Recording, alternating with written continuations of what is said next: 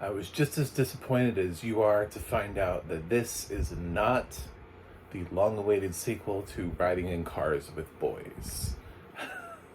Hi, I'm John Stark from MarkTheMovieGuy.com, and this is something you're going to want to click subscribe on, because I'm here doing this, reviewing a random Amazon movie that dropped this week for you.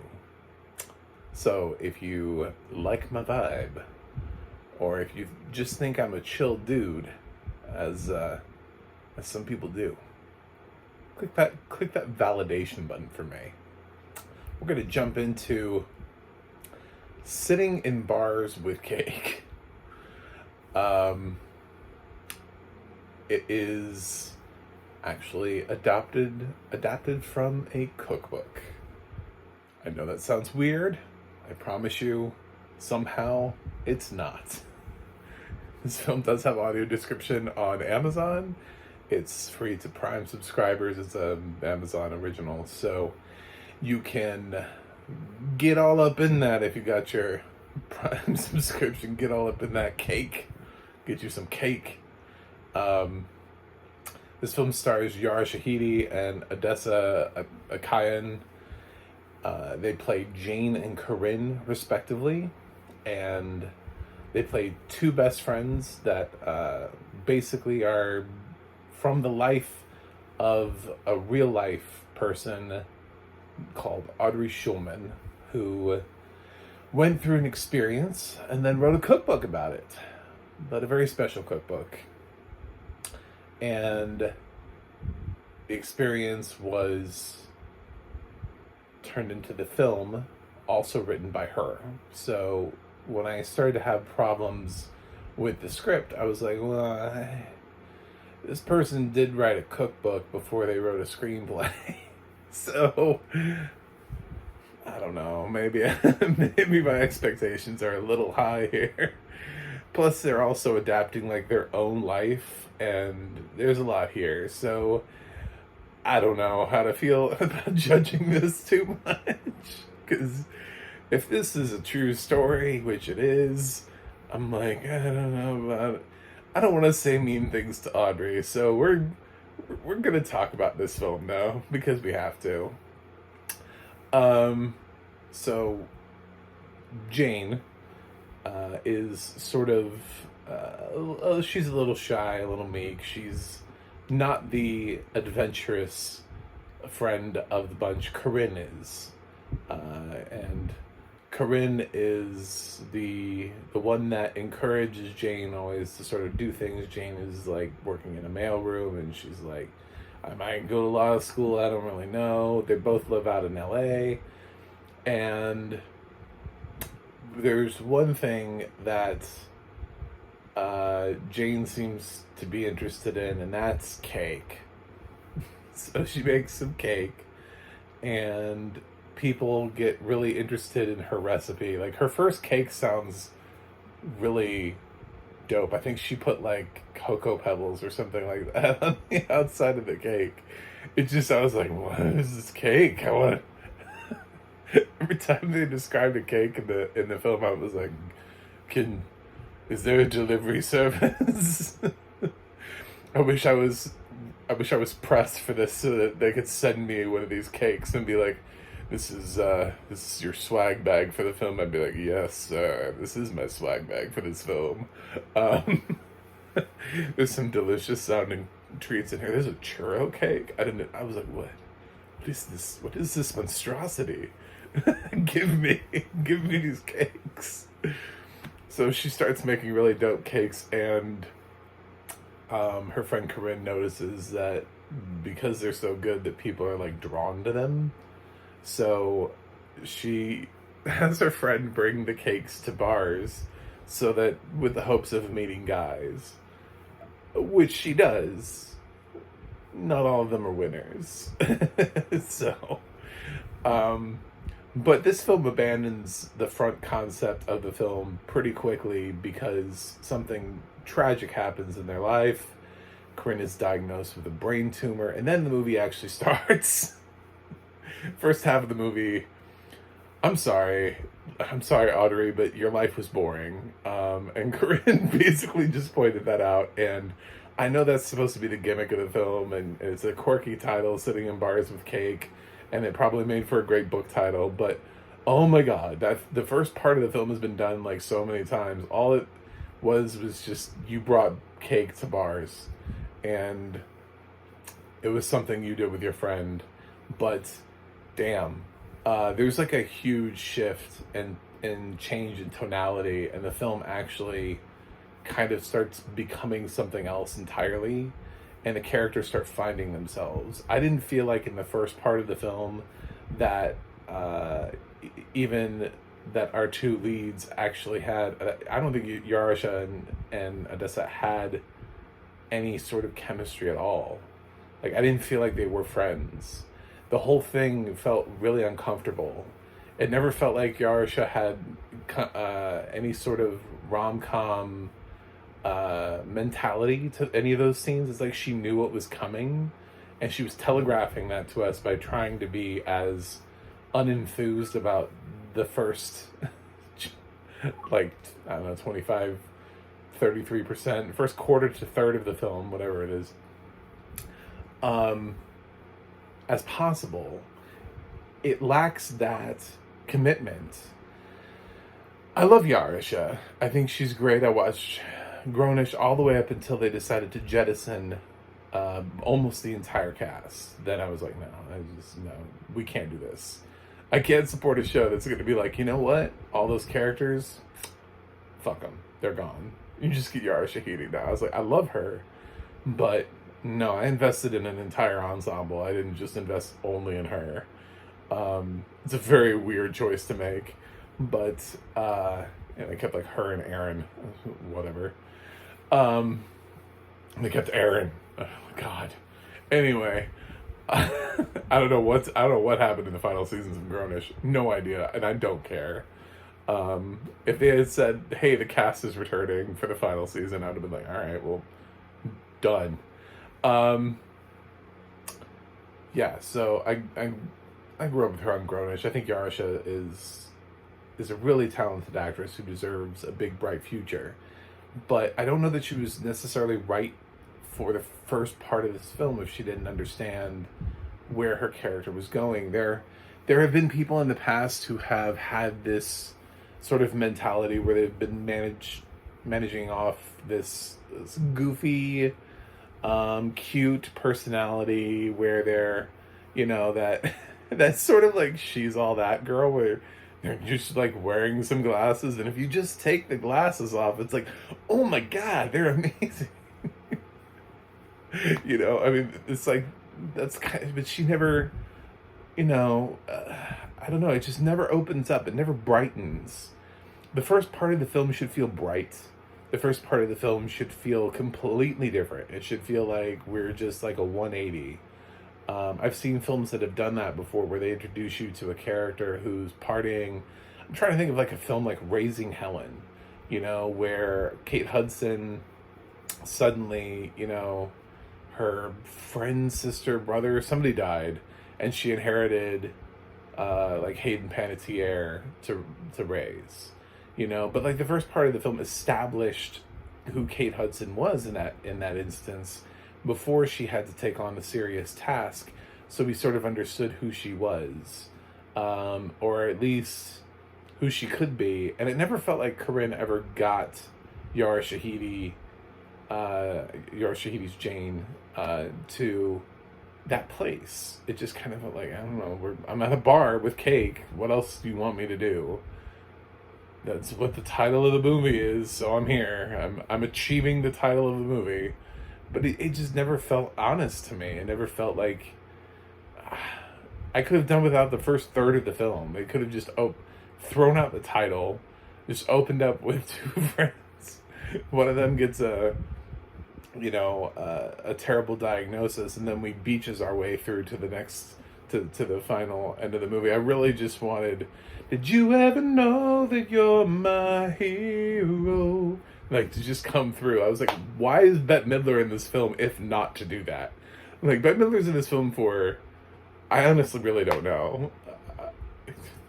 I really don't know why Bette Midler's in this film. She must be friends with Audrey Schulman. That's really the only thing I can think of. This is the most thankless role she's ever done. Ever. It has nothing to it. It's not funny. It's not. She doesn't impart great words of wisdom. She's just like. It's one of the least interesting things she's done in her entire career. And I kept waiting for Bette Midler to just show up and have her moment, and just be like, this is why they picked me. This is why I'm here. And maybe it was to remind us of beaches and other films where two best friends have been in this sort of similar situation. I don't know. But it sounds like I hate this movie, but actually I like the last half of it. My problem is that I just don't like the first part of it. I don't think the first part of it works. I don't think it does any job of establishing the characters. I feel like we have to reestablish them. I literally could have just done with exposition. Just like an expository narration about, like, I grew up with her my entire life, and now we're in this position, and blah blah blah blah, and just a little bit of narration would have been as successful as watching Jane just sort of really just kind of like show up in places feeling very obligatory. Like, I'm here, I'm at work, I'm here, I'm at a bar, I'm flirting with this guy because my friend wants me to. This is my life. She doesn't actually feel engaged ever in this film. I was kind of expecting something else, like a twist, to be like, does she like guys?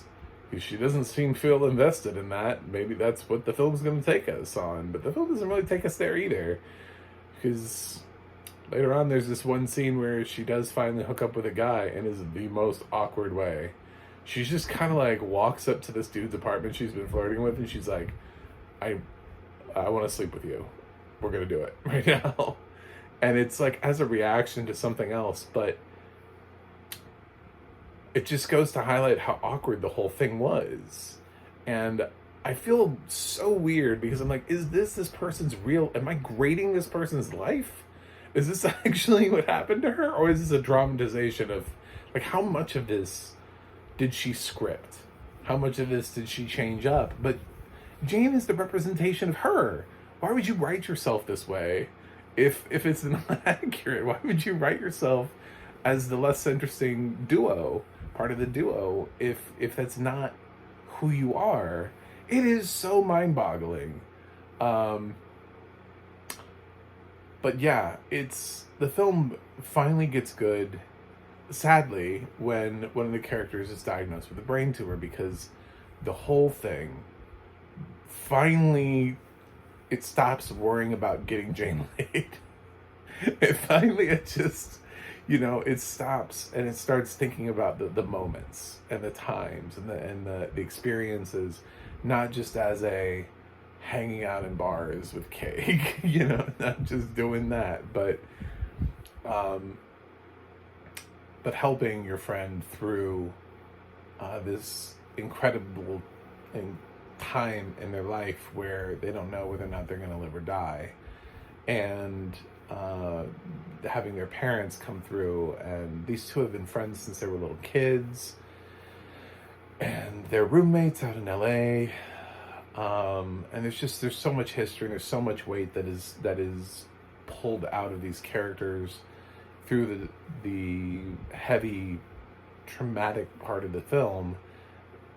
It's so much better than the first half, but it's sad that it's this part of the film that pulls anything out of these characters instead of the actual title part of the film, which is supposed to be the quirky thing that gets you to click on the film and be like, that's the quirky title, this sounds fun. It's not really a fun movie, it's actually a film about watching somebody die. It's really what this film is about. But the cake thing becomes important because she promised her friend that she would get through 50 cakes. I don't really know why. 50 is just sort of like an arbitrary number. The 50th cake would be for her birthday. It's sort of like you know, we sort of open with her birthday at the beginning, and then we, I guess, 50th cake is the last one, and it's like, you're making a cake a week, I guess? Is that the thing? Skipping like 2 weeks out of the year. Anyway, yeah, it's there. So she makes cake and continues to make the cake and is trying to get to 50, and is sharing them with her friend and bringing them to people, and continuing on this journey that her friend made her promise to go ahead and keep doing. And it's, you got to get through the first half of the film. You got to get through it's not even the half, it's like the first quarter to third of the film. They don't even care that much about it in the film. They want to get to the diagnosis, because they know the diagnosis is where the film has its strength. So I would say it's about a third of the film that is weak, and then the second 2/3 of the film changes, grows exponentially, fleshes out the characters. Yara Shahidi is much more confident in the dramatic moments than she is in being the object of affection for the rom-com first third. She's very awkward, and it just never really works out. So I'm very mixed on this film, but I mean, I could have played with my phone for like the first third of the film, and then looked up and been like, oh my god, what film am I watching now? I feel like I'm watching something completely different. What is this? You know, just if I miss that transition, if I miss the diagnosis, I'm like, why is the film totally different now? And then I have to figure it out and be like, oh, this is really good now. Oh, we got good. It's just, it's two different films. And I know this, like I said, I know that this is the real life story of somebody who wrote a cookbook and then wrote a screenplay based on a cookbook. And that whole thing blows my mind as much as it probably does yours. Just, I can't even, you know, I also just, a part of me just wants to give her a standing ovation for managing to do that. For managing to turn this real life scenario into a cookbook that was adapted into a screenplay that was made into a movie. I mean, wow, that is in itself an achievement. But I don't know if it's the direction, if it's the casting, or if it's the screenplay, but it doesn't all work. It doesn't all come together. Not all of the ingredients are there. The audio description here is really pretty good. Actually, I think there was a lot of care put into giving us all of the details. For example, the titles of the cake. I'm guessing that they pop up as like text on the screen because we get read them by the narrator. It's not like they're not announced to us by Jane, you know, and we're told, you know, how she's baking them as she's going through the process and the various ingredients that she's looking for every time, what the cakes look like, because they all look deliciously different. The cakes in this film just sound amazing. I was so hungry. But there's so many times where just the little things. There was a time when you know, Jane is sitting there with her friend, and her friend is sick, and she dips her sponge into what we're told is dark water, you know, indicating, I guess, that the water's already sort of been used. It's already sort of like a murky water. She's been doing this for a while. Was my takeaway from that. There's a scene where she's staring at all of the photos and collectibles and items and everything that they have sort of magneted or taped to their fridge. And I mean, we get a solid description of everything. I don't know how long that camera held on that fridge, but I felt like I could map out the fridge in a way. I didn't just get like the fridge is covered with memorabilia. I got like, this is a photo of this. These are tickets to this concert. And there's one post-it note that says this. There's another post-it note that says this. I was like, damn, this attention to detail is just off the charts. So there's so many little moments in this film where I was like, all right, I get it. Your audio description is just like on a different level. It's transcending. It's moving to another level. But yeah, it's definitely something that I think if you are looking for great audio description, I think you'll be fine. But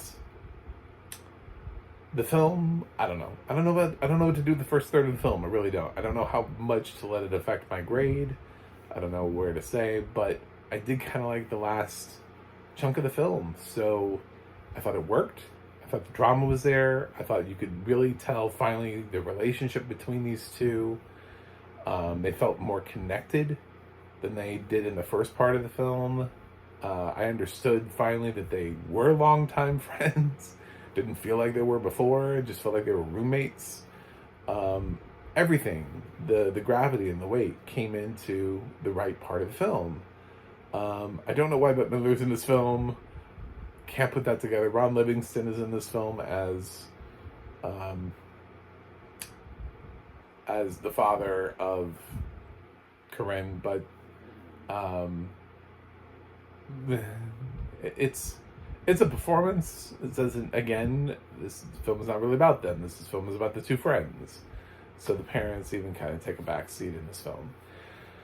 So where are we putting this on the cake scale?